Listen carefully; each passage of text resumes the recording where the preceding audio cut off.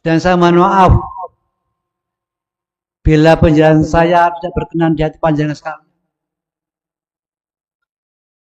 Awalnya di tahun 60-an beliau Mbah Romo Yai Haji Abdul Majid Ma'ruf Qaddasallahu sirrahu menerima alamat gaib. Lah hal ini tadi sehubungan dengan yang didahulukan Gus Mat tentang sejarah Wakidiyah. Lah Gus Mat, maaf Gus, saya tadi agak tercengang. Gus Mat mendahulukan bahwa ma'rufnya Bapak Yai Haji Ma'ruf atau Mbah Yai Makan Ma'ruf. Yang sebenarnya saya benarkan. Mu'arif Wakidiyah adalah Mbah Romo Yai Haji Abdul Majid Ma'ruf Qaddasallahu sirrahu.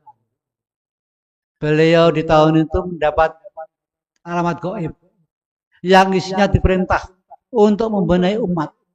Yang kala itu umat masyarakat terjadi kerusakan moral, kerusakan iman. Menurut beliau dekadensi moral, jahiliyah modern, kebodohan modern. Dan di mana lahir kebaikan, di mana lahir golongan orang beriman, di situ pasti lahir kebejatan. Pada waktu itu di daerah Manis Renggo, Kediri Kota, dari kaum PKI, itu sejarahnya mengadakan ketoprak dengan judul Matinya Tuhan Allah. Berarti amat sangat bejat. A'udzubillahi min dzalik. Dengan adanya itu, Kediri Kota terbejat seluruh nasional. Sehingga Allah mengirimkan utusan memilih seseorang yang dianggap Allah pantas, yang dianggap Allah mampu membenahi umat, membenahi keimanan dengan tidak pandang bulu.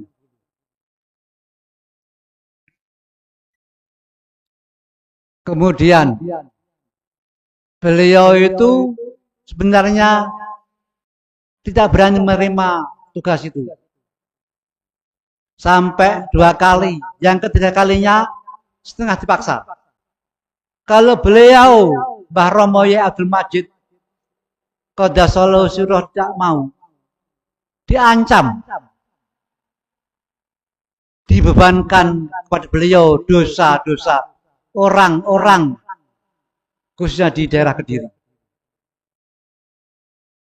Akhirnya beliau menerima dengan penuh keikhlasan, walaupun beliau merasa tidak mampu. Alhamdulillah, dengan jasa-jasa beliau sekarang seperti apa yang kita lihat sekarang ini. Walaupun beliau itu orang yang istimewa, tapi baru mencontohkan kita untuk setiap kali berhadapan sama orang, adab kita harus kita bawa, adab kita harus kita bawa, adab kita harus kita bawa. Adab itu hal yang terpenting di dalam ibadah, baik qablul minan nas maupun qablul minallah. Artinya bahwa adab itu harus didahulukan sebelum kita ibadah. Nah, di sini beliau membuat suatu cara bagaimana agar, nah ini hubungannya sama yang didahulukan oleh Ustadz Abdul Rahim, agar kita yang bodoh, hina,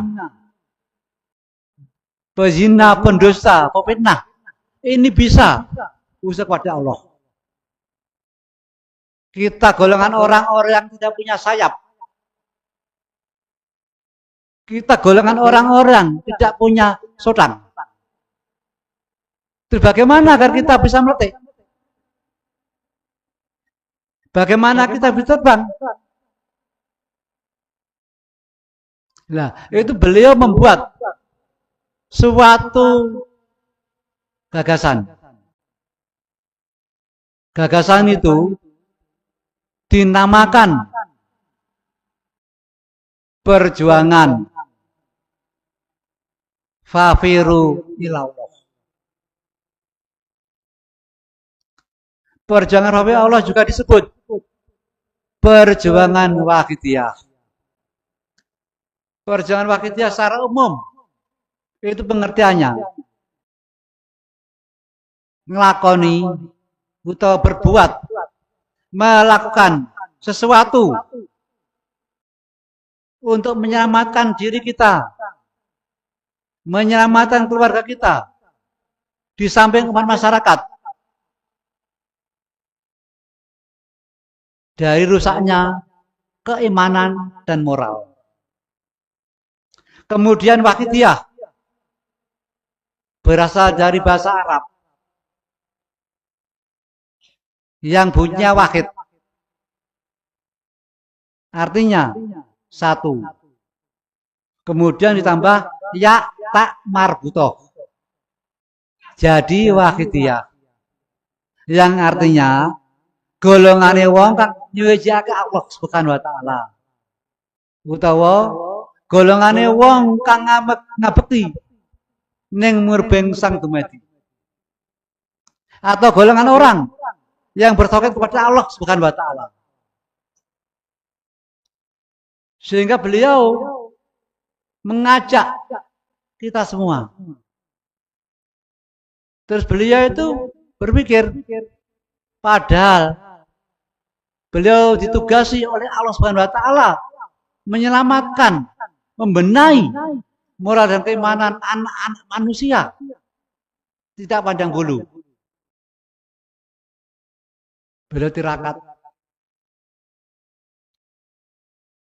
Akhirnya beliau menemukan suatu cara agar semuanya, golongan orang yang tidak punya sayap, golongan orang yang tidak punya sodan, yang tidak paham Quran, pojokane alif tidak paham, yang tidak paham riwayat, yang tidak paham kitab, bisa usul pada Allah Taala.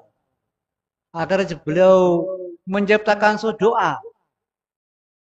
Doa itu disebut sholawat. Lah kok sholawat kok gak doa? Pada pengertian sama. Sholawat berasal dari sholatan, atau fi'il madri sholat, atau soli, yang artinya doa. Kemudian dijamakkan menjadi sholawat, yang artinya beberapa doa yang tidak terhijab.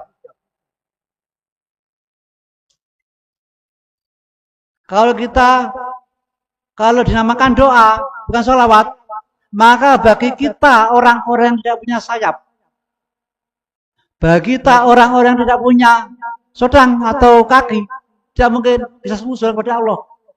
Karena doa itu dikhususkan bagi orang-orang yang mampu kitab, bagi orang-orang yang mampu riwayat, bagi orang-orang yang mampu Quran.